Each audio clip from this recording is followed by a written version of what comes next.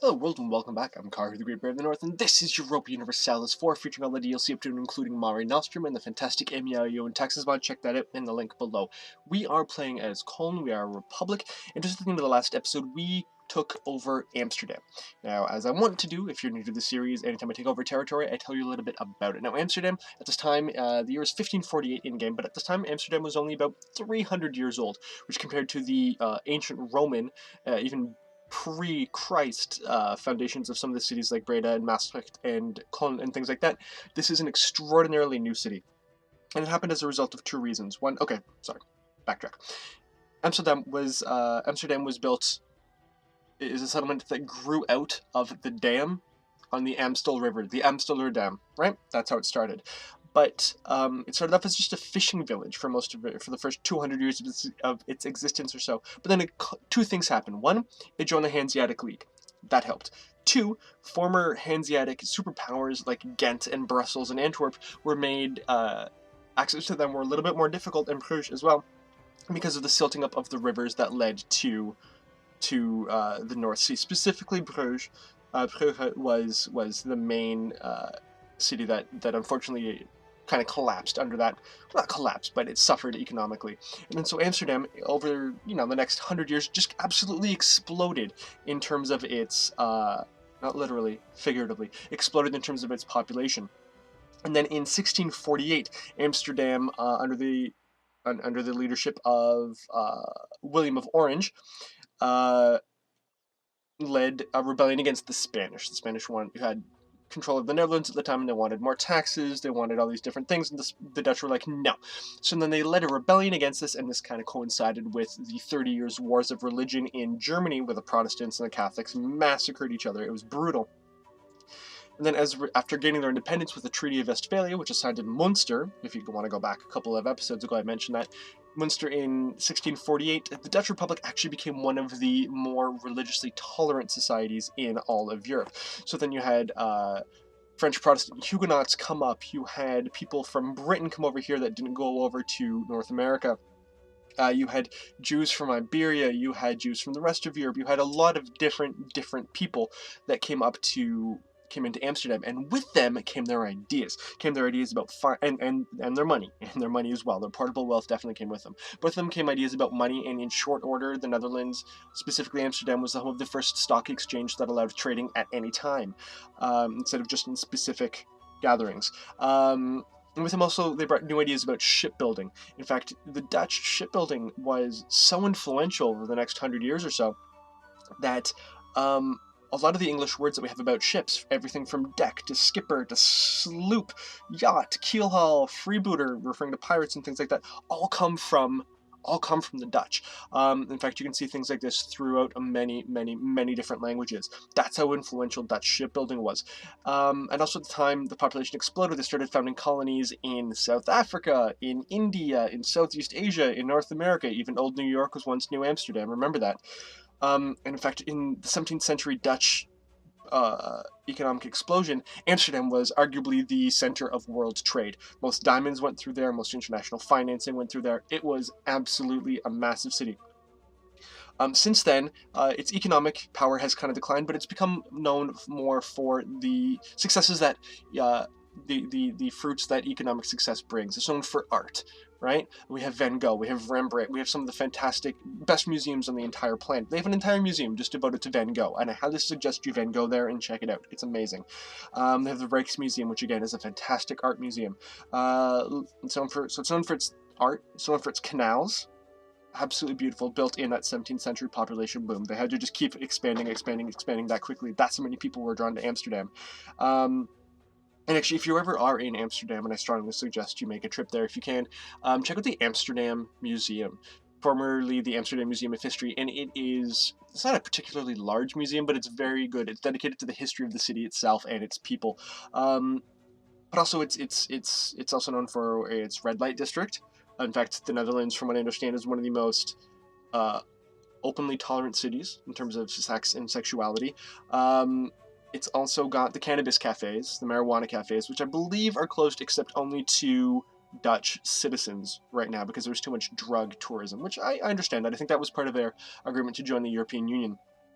And also it's famous for the Anne Frank house. And if you don't know, Anne Frank was a girl that lived in Amsterdam during World War II, and she was Jewish, and a wonderful family in Amsterdam hid her and the rest of Anne Frank's family in their attic, essentially.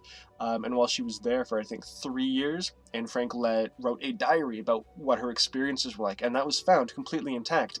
And now that we have learned so much about what it was like to be a Jew in hiding in occupied Netherlands during the war, that it's internationally famous. And check it out there. It's, again, not a big museum, but the house that she was in is still there. You can still go to the annex, the attic where she lived. And I'm not gonna say I enjoyed my time there, because it was really depressing, because of it, just a reminder of the horrors that we can do to each other. But it was really moving. It stuck with me, right? So yeah, there's that. So that's Amsterdam in a nutshell. Let's get back to the game, because I've already been talking for way too long. So Lorraine wants to become a march. No, because if I let it become a march, then I can't actually annex it. But what I want to do is, I was thinking about this between recording sessions, and what I want to do is, my naval force limit is only 12 out of 22. And if I want to take some places in Africa, I think I'm going to definitely need to do that. So my current line transport is 4. So let's build another 6 transports. Let's build a bark there, 2. Whoops. Actually, no, let's do this way. Let's build a bark 3. 1, 2, 3, 4, 5, 6. That will give me 10 barks, right? If my math is correct, and it is. That'll give me 10 barks, and I can take half of this army and head down there with that. There we go. Let's do that, because I want to eventually start taking some of the West African territory. I know that we said that we agreed to colonize the Caribbean, which we are definitely doing. We're definitely colonizing the Caribbean. But I figured, since we're here, we might as well take some parts of West Africa. Pardon me, my throat is still really, really bothering me. We might as well take some parts of West Africa as well. So, but just think, I don't know if 8,000 men can do this, because I was just again going through this, and they have modern castles. Modern castles, which means I basically need 12,000 people to take this. And if I only have 8,000 people here, I can't do that. So I might as well bring my German army, my Rhine army, there we go, these guys down with me when I do expand into there. Guild leaders rival nobles' status. I do not want the guilds in control, because that would cost me prestige, and prestige is well, I want to keep my prestige. I'm also trying to build a palace in Köln. Well, it's not really a palace, because we're a republic, but it will be a wow, Köln is massive, 52. Wow. But it will be a discontent in the capital. Okay, whatever.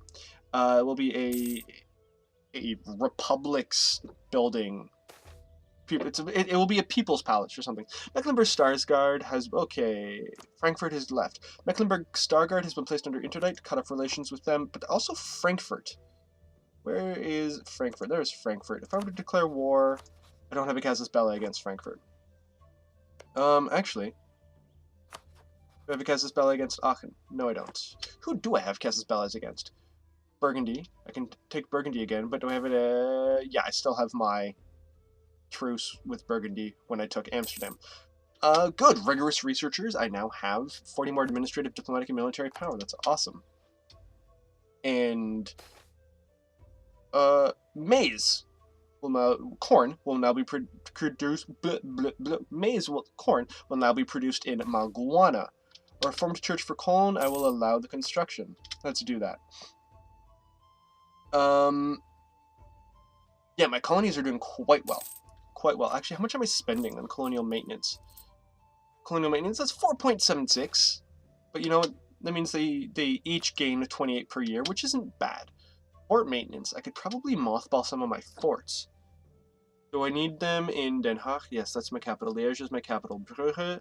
You know what? I don't know if I want Brugge to be the capital. Oh yeah, it will be the capital of Flanders. Mali is building a spy network. Good for them. Good for them. What other territories do I have forts in? Liège, yeah, that's a capital. Bentheim? Do I need a thing in Bentheim? What's gonna be my capital of this area? I hadn't thought about that, but it's probably not going to be Bentheim. So, you know, let's get rid of the capital in Bentheim. The castle in Bentheim. I know I just mentioned that like 2 episodes ago that it was a really pretty castle, but we're just not going to update it. The castle will still be there. We're just not going to upgrade it to modern standards, so we're not going to pay for it. It's not going to be used as a military fortification. The building will still exist, but it won't be militarized. There we go. That's what I'm trying to say here. So I think my capital will end up being, I don't know, Osnabrück, Munster, Ravensburg. I don't know, like when I eventually take all of this, what touches all of them? Munster. Munster will have to be the capital, that makes sense. No, the guild leaders will not join. But Munster will eventually become the capital of that territory. So let's get everything into Den Haag. There we go. Actually, let's take my troops up there too. We're still waiting on a couple Protestant contacts. We will enact a tax. Extract a tax for that privilege, and that will also give me a power bonus in, I think that was the Low Countries. Guess that's there. We're still looking for 2 more. February 1549 and then May 1549. Okay, so we're very, very close to that. So you know what? Let's split this in 2. But you know what? I'm going to split it differently because I want all of my cannon to be part of this. Because cannon gives me siege bonuses, and if I can siege the territories in Africa really quick, that will be awesome. I don't know if I need cavalry as much, but there we go. There we go. This unit will attach to a transport as soon as they are done. So you move into there. Come on. There we go. And you will be done on May 28th, 1549. And then we'll move them south as well. And we'll take a large fleet. Carnival jokes. Hey, lose 1 prestige. Because the people of Volksgrafschaft bei Rhein make jokes about us at their recent carnival. Okay. Whatever. 1 prestige. Yeah, I can handle that. My prestige is only 92. Colonies are definitely going up, which is great. Oh, you know what? My African army probably needs a... I want a general? How close am I to a new... No, I definitely want to save all of my power for technology right now. So, let's get all of this. Still going. Okay, we're almost done this guy. 3, 2, 1. There we go. You can move you down there. Where's the rest of my fleet? Where's the rest of my fleet? Okay, you're there. You go down to Den Haag as well. And then we'll slowly, over two groups, we'll move them down. Is that 9? Nope, still waiting for 1 more guy. There we go. There is everybody. This unit is going there. Excellent. Let's head down to West Africa. Boom. Take those 10 guys down. Excellent. So we'll start our invasion of Western Africa while our bad boy, our aggressive expansion modifiers in Europe, dwindle. Army Reformer Werner Ader has died, as his quartermaster Albrecht Lippstadt. That's not good for either of them, I think. There we go. West African fanatics, Mali. News from the colonies. Millet will now be produced in Kachau. No. Guilds will not be invited in. Not going to happen. Not going to happen. Actually, let's see what's going on in the colonies. Is anybody there? No, nobody's fighting me for it right now. That's good. No, but well, we've got some Portugal over there. We've got some Spain in Spanish southern Pampas. But, wow, Hafsid is getting big. They're slowly just eating northern Africa. Well, the Mamluks they're going away. That's good. That's good for me. But anyways, let's... Diplomatic insult against Burghausen? Okay. Separatists have rebelled in Oldenburg and Meppen. Joy. Go figure that as soon as I take my army and I move them out, that's gonna happen. National unrest, monthly autonomy change. Inflation reduction. Oh, that's good. Mort Lippstadt. But production efficiency and technology cost, that's even better. Yeah, Philip Lippstadt. There we go. So let's take our army, let's maintain them, and then we'll have to move north. I'll have to get a leader. Let's go run Scheidegg. Yes. We will have to move him up because they're going to take both of my... They're going to take Meppen and Oldenburg, which is unfortunate, but is what it is. Brandenburg has internal conflicts. Okay. West African fanatics have crossed our borders from Mali and entered Kunta Kinte. Oh, but they're just doing it on the way to other parts of Mali. Oldenburg separatists, yes. Oh boy, I hate separatists. Within this game, I mean, if you're a separatist in real life, I'm not going to tell you what you should believe.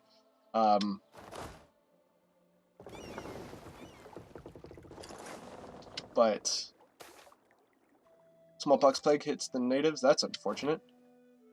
And you will go back to Germany. And in December, I'm going to move these guys up and start taking over. Hey, look at that. Oh, excellent. It appears my vassals will do it for me. Well, that's cool. Thank you very much, Lorraine. Truce with Hanau has ended, or truce with Bosskraft by Rhine has also ended. There we go. Oh, good. I can actually focus on taking over Africa, which I can actually do. There you go. Oscar von Scheidegg. Diplomacy. Declare war. I can take Wallu. Walulu! Wallu! Every time I see Wallu, I wanna just shout out that Walulu from Age of Empires. Age of Empires. The original, which was an awesome game. Walulu! Walulu! Hey, Jolof. How are you doing? Let's see if we can't invade. Start. No, it's blocked by a hostile fort. I hate forts. The new fort mechanic is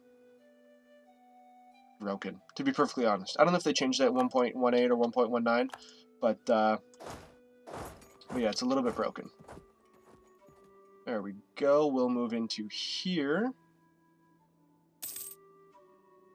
Let's move up to there. There we go. News from the colonies. Maize will now be pronounced in Magua. Excellent. Like, how many artillery do I need? I need 9 artillery? Man. Oh well. Not really much I can do. Actually, how long is each siege tick? 30 days. Oh dears. My corruption is growing, so let's spend a little bit more on rooting out corruption, which will actually send me into negative monies. Oh dears. Oh dears. Well, okay, well that navy is there, so these guys can join that fleet as well. Move south to take the rest of the area. Excellent. Okay, this is going well. I haven't even fought a battle yet. Oh, but there's 16,000 men right there. Oh, but they're going away. Excellent. Oh, good. Good, because, let's be honest, I don't really want to keep reinforcing my armies any more than I need to. So, let's hope that these guys can get down into Africa quickly. Oh dear, that's 23,000 men. Oh, no, they're leaving as quickly as they got there. Why? Oh, hey. That's not bad. Oh, I wanted to deal with them first. Okay, I want to take this fort, and then I will take these guys. Actually, is that even a good idea? I don't know. Yeah, I'm already almost there, so let's... Do not want to use that army just yet. I will unfortunately let them stay on the boat and continue on the ships, rather, and continue to attritionate. I don't know, lose money, lose people due to attrition, because I want to take this. I want to take Brakna first, and then I'll come back here and I'll smash them. There we go. We're already at a 14. Let's see how this is going. This is going very well. This is going very well. Very well. That's a 1 in 7 chance of ending now. No, okay, now it's a 2 in 7 chance. Yeah, okay, so they took Josefshafen. That's fine. I knew that would happen. Especially once they... Wait, see, once they come out here, then I don't know where they're going. There we go. I've won the siege of Brakna. So now my army can land in there, and they will attack. What are they going to do? Burghausen has been placed under interdict. Yes, I probably saw that coming. Whoa, okay, let's slow this down so I can actually try to make some sense of it. They have far more men than me, but I have far superior men, at least militarily speaking. I'm not talking about the quality, like, you know, their character traits or anything. There we go. Smallpox plague has hit the natives. There we go. There we go. Which one of... Okay, they attacked me with another guy. These 4,000 men will come down here. There we go. Let's speed this up. We'll take both of those areas. These will then swing back around. This will come up here. Good. Volkskraft by Rhine, you're not getting a military access to me. Cut off relations with Ruppin. Okay, Passau. Weinstraubing is Passau's new rival. Okay. So let's just get these guys. Hey, Battle of the Mauritanian Coast. Oh, fantastic. That's very, very good. Now, can I get Jene out of this war? No. Can I get Zafunu out of this war? Suggest demands. You'll cede Wolo to me. That's fine. No, I want more money as well. So, battle is, if I take Zafunu back, no, if I take Josefshafen back, fine. And if I get Walo, then War Score will start ticking in my favor. There we go, just like that. So you, which is, where's their next, that's their next fort? Okay, so we need to move south through to there. So let's take this, and then we'll move down. Diplomatic insult Casus Belli against Bremen. Okay, I'm not going to move against them. Not just yet, at least.